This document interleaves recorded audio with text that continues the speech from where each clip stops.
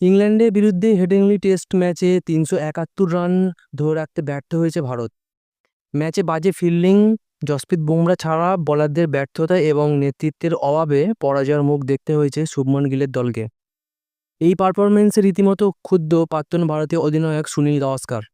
Sony স্পোর্টসে match পরবর্তী আলোচনায় গাভাস্কার সরাসরি ভারতীয় দলের প্রস্তুতি এবং মনোভাব নিয়ে প্রশ্ন তুলেছেন।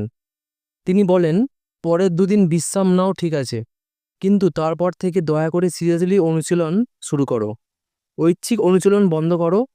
তোমরা ভারতের হয়ে খেলতে এসেছো, প্রস্তুতিটাও সেই মতো হওয়া উচিত। গাভাস্কার আরও বলেন, চেতেশ্বর পূজারার উদাহরণ থেকে অনেক কিছু শেখা যায়।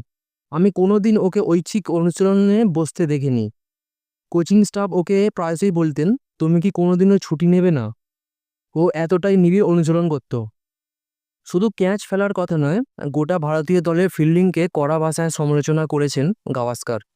তার মতে, এই ফিল্ডিং কোনো টেস্ট দলের মতো নয়। ইংল্যান্ড ৫টা শতরান না করেও জিতেছে, কারণ ওদের আত্মবিশ্বাস ছিল অনেক বেশি। শেষ দিকে টানা উইকেট নেওয়া সম্ভব হয়েছে সেই মনোভাবের জেরে।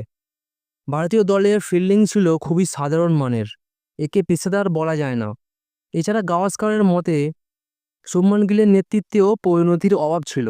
তিনি বলেন, দীর্ঘদিন ইংল্যান্ডে থেকেও পরিস্থিতির সুবিধা নিতে পারেনি ভারত।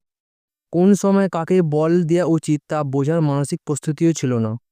শেষ পর্যন্ত প্রাক্তন কিংবদন্তি স্পষ্ট বার্তা, ভারতীয় দলকে এখন আর কোনো ছাড় দেওয়া চলে না। এখনও সময় জেগে ওঠার, নয়তো আরও লজ্জাজনক ফল অপেক্ষা করছে।